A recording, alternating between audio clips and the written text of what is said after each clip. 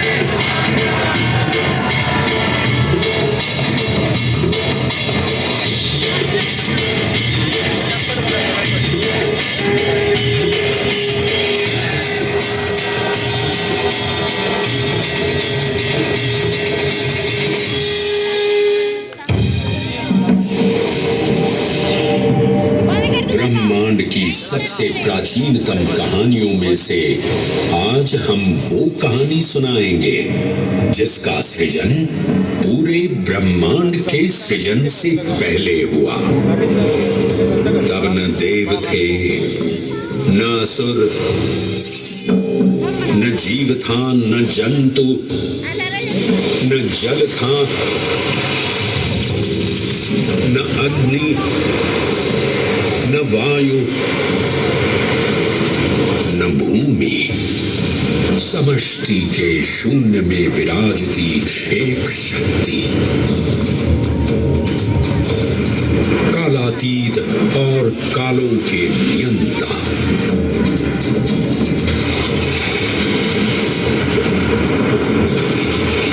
विधाता भी और विध्वंसक भी, अखंड, अचल, अविनाशी। ये कथा है उस महादेव के महाकाल स्वरूप की, जो सृष्टि के आरंभ भी हैं और काल के आगमन भी हैं।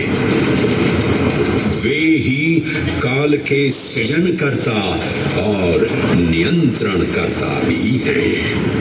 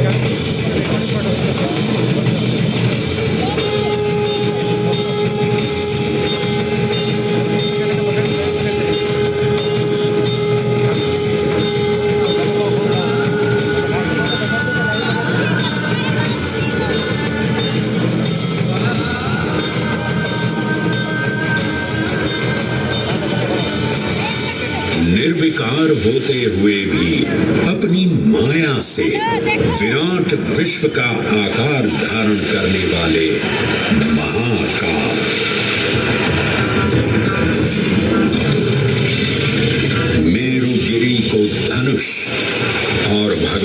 विष्णु को बाण बना दैत्यों के 3 पुरों का नाश करने वाले महाकाल। वो महाकाल जो तीनों लोकों में विद्यमान सभी शिवलिंगों में प्रधान है।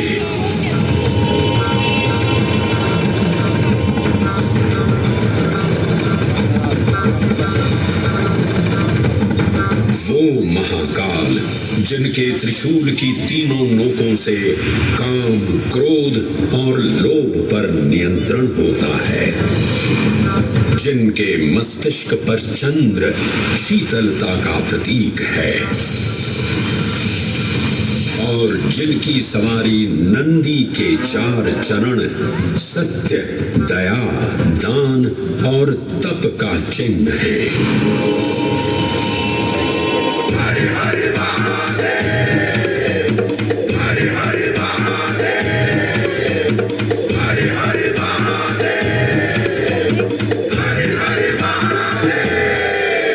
न पुण्यं न पापं न सौख्यं न दुःखं न मन्त्रो न कीर्तनं न वेदः न यज्ञः अहं भोजनं नैव भोज्यं न भोक्ता चिदानन्दरूपः शिवोऽहं शिवोऽहं।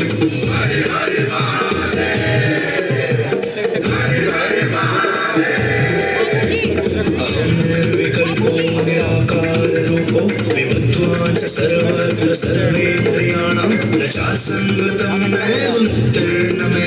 चिदानन्दरूपः शिवोऽहं शिवोऽहं चिदानन्दरूपः शिवोऽहं शिवोऽहं चिदानन्दरूपः शिवोऽहं शिवोऽहं।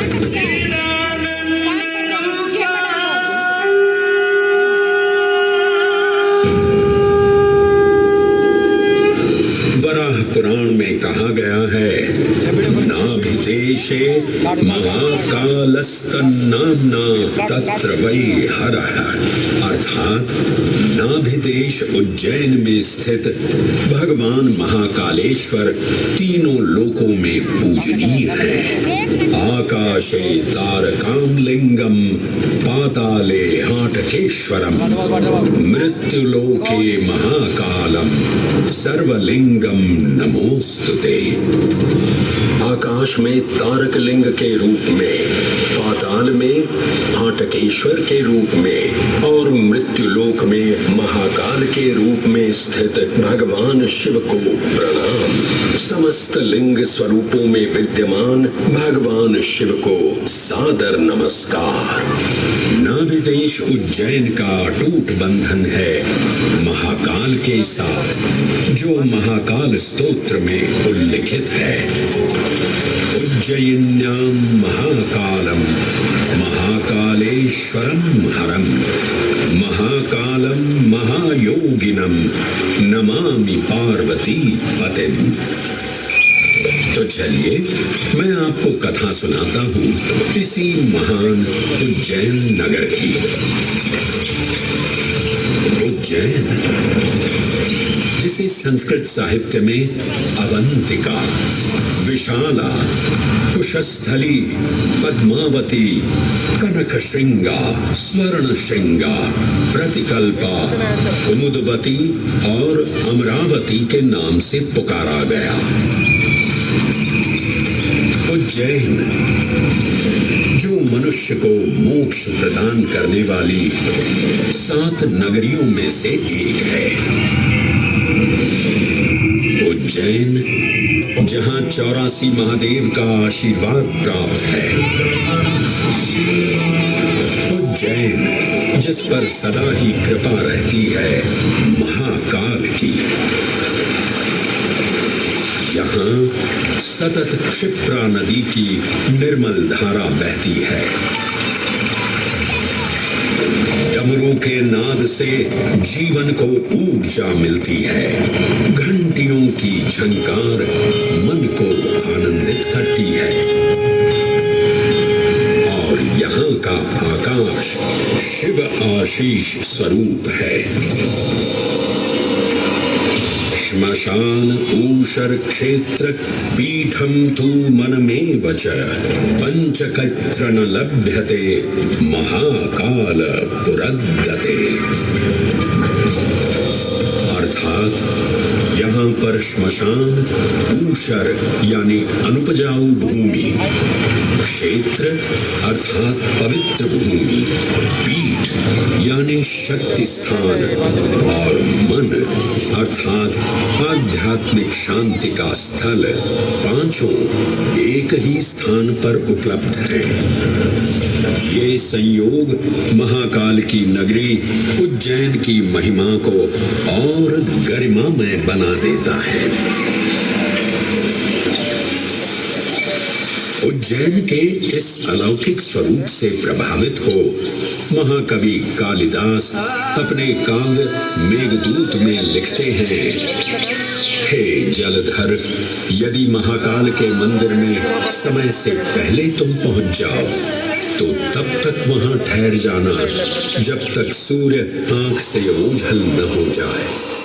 शिव की संध्याकालीन आरती के समय नगाड़े जैसी मधुर ध्वनि करते हुए तुम्हें अपने धीर गंभीर गर्जनों का पूरा फल प्राप्त होगा। ये संध्या आरती जिसे कालिदास ने सराहा है अत्यंत महत्वपूर्ण है, क्योंकि ये वो प्रहर है जब सभी देवी देवता गंधर्व यहाँ उपस्थित होते हैं।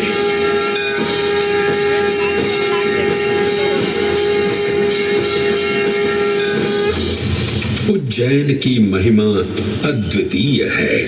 सतयुग, त्रेता युग, द्वापर युग और कलयुग, हर युग में इसका अप्रतिम महत्व रहा है।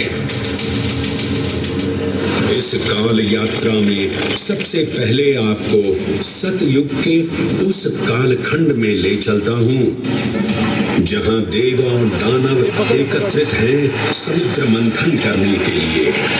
मन की आंखों से कल्पना कीजिए, भगवान विष्णु ने कूर्म का रूप ले मंदरांचल पर्वत को अपनी पीठ पर उठा रखा है। सागर से विकराल लहरें उठ रही हैं, मेघ भयानक गर्जना कर रहे हैं। देव और दानव वासुकी सर्प को नेति बना और मंदार पर्वत को मथनी बना सागर को मथ रहे हैं कि तभी जल का पाप कालकूट विष निकलता है और पूरी सृष्टि को अपने ताप से झुलसाने लगता है। इस भयावह स्थिति ने देवताओं और असुरों के बीच हाहाकार मचा दिया। ये कैसा अनर्थ है? लक्ष्य था अमृतत्व का, पर अब मृत्यु की विकराल छवि हमारी आंखों के समक्ष मंडरा रही है। इस भयंकर संकट से केवल वही उद्धारकर्ता मुक्ति दिला सकते हैं जो समस्त विश्व के परम संरक्षक हैं। तभी सब महादेव की शरण में जाते हैं और पुकार लगाते हैं, ओम नमो भगवते रुद्राय। और फिर तुष्टा महादेव भक्तों की गुहार सुनते हैं, कैलाश से उतरते हैं, विष को अपनी अंजुलि में भर अपने कंठ में धारण करते हैं।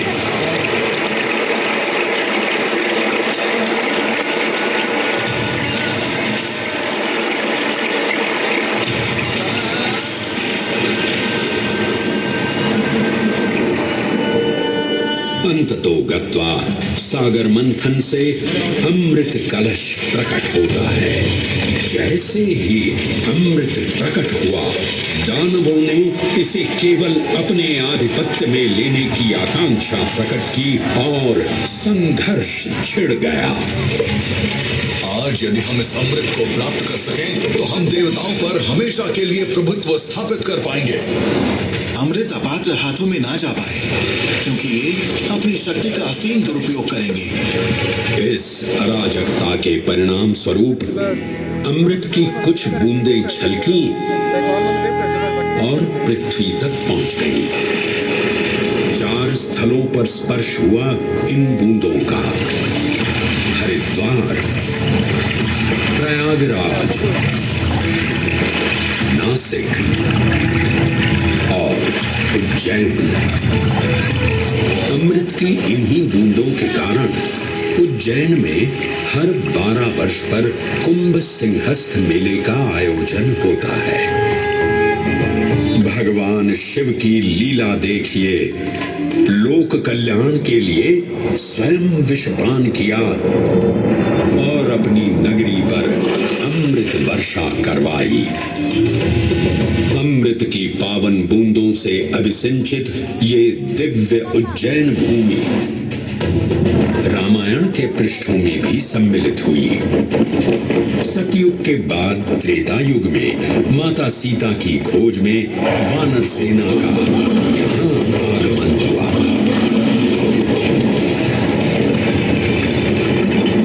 समय की इस यात्रा के माध्यम से अब प्रवेश करते हैं वाल्मीकि रामायण के किष्किंधा कांड में।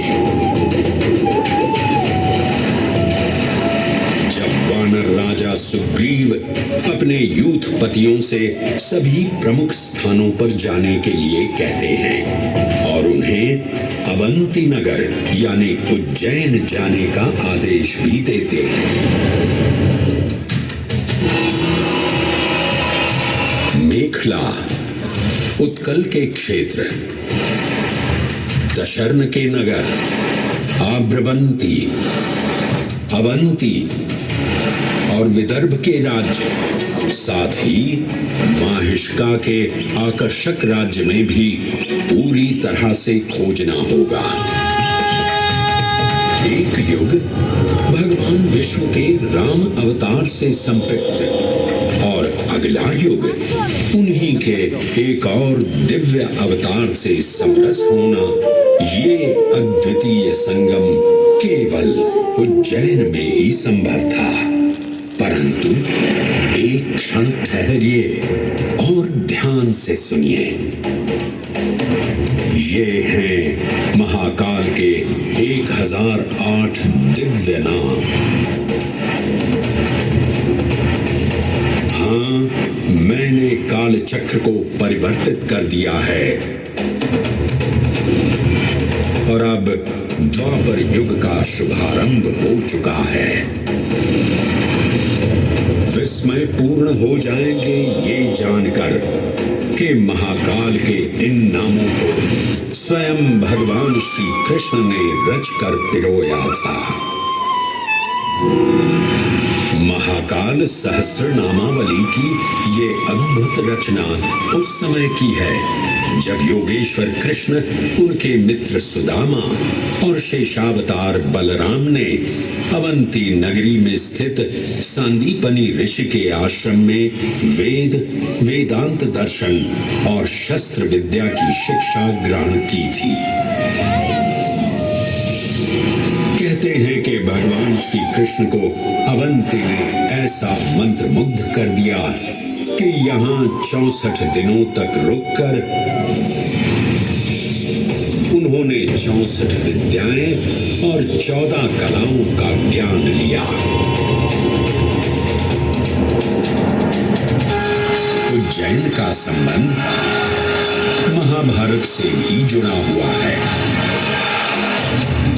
इस महान महाकाव्य के वन पर्व में उल्लेख किया गया है कि महाकालेश्वर मंदिर में स्थित कोटि तीर्थ जल का स्पर्श मात्र करने से अश्वमेध यज्ञ के समान फल प्राप्त होता था। और फिर परिवर्तन की इस अनवरत धारा ने एक नई कहानी लिखी। उज्जैन में उदय हुआ मौर्य वंश का। सम्राट बिंदुसार ने अपने पुत्र अशोक को उज्जैन का राज्यपाल बनाया और समय के साथ अशोक के शासनकाल में धर्म का विस्तार हुआ। मौर्य वंश के पश्चात विभिन्न राजवंशों, सम्राटों और नरेशों ने उज्जैन की सेवा की। उनमें से प्रमुख मालवागण, और फिर गुप्त वंश ने यहाँ राज कर इसके वैभव में वृद्धि की। उज्जैन ने अपने भव्य तेज से जहां महात्माओं और शासकों को आकर्षित किया, वहीं इस नगर पर आतताइयों की दृष्टि भी पड़ी।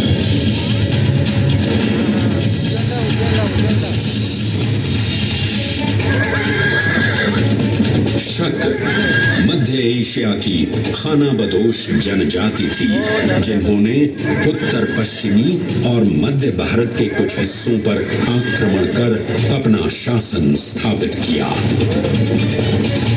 ईसा पूर्व प्रथम शताब्दी में जब भारत शकों के अत्याचार से त्रस्त था, तब उन शकों ने उज्जैन पर भी कब्जा कर लिया और फिर उज्जैन में उदय हुआ एक तेजस्वी योद्धा, महाराज विक्रमादित्य का। एक तरफ शकों का बल तो दूसरी तरफ विक्रमादित्य का अद्वितीय पराक्रम। विक्रमादित्य की तलवार महादेव के तीसरे नेत्र सी चमकी। प्रचंड युद्ध हुआ। महाकाल की कृपा से शूरवीरों ने शकों को परास्त किया और उज्जैन में गणतांत्रिक शासन स्थापित किया।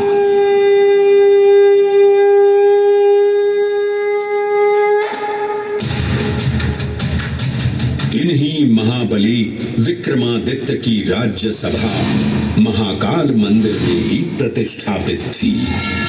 आज भी इस मंदिर की घंटियों में विक्रमादित्य की वीरता और शौर्य की प्रतिध्वनि गुंजायमान होती है। राजा विक्रमादित्य और शकों के मध्य हुए युद्ध ने उज्जैन को कालचक्र से अभिन्न रूप से जोड़ दिया, क्योंकि जिस दिन उनको विजय प्राप्त हुई, उस गौरवशाली उपलब्धि के सम्मान में एक नवीन पंचांग का शुभारंभ किया गया, विक्रम संवत पंचांग। आज भी कई हिंदू पर्व और धार्मिक अनुष्ठान विक्रम संवत पर आधारित हैं।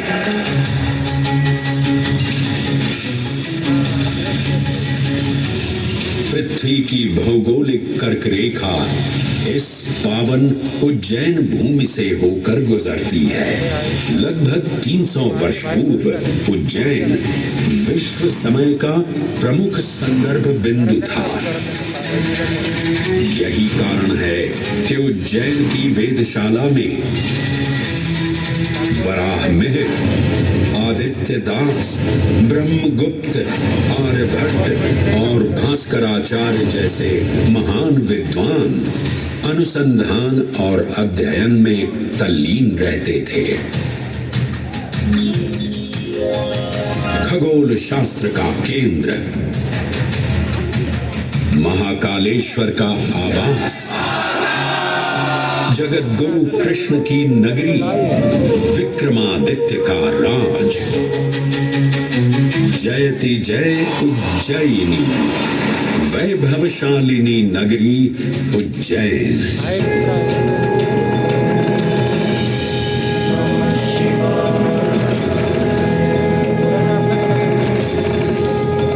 श्वासों को शिव मंत्र से अलंकृत कर, मन को भाव की गंगा से निर्मल कर, जो भी उज्जैन में महादेव की शरण लेता है, उसका कल्याण होना निश्चित है। आज सुनी सबने गाथा महाकाल की, दर्शन जिनके दुर्लभ हैं, नमन करे जिन्हें काल भी, चरण में जिनके है बसा। ये समस्त संसार कभी नहीं देखा होगा धरती पर ऐसा चमत्कार। वाह, जय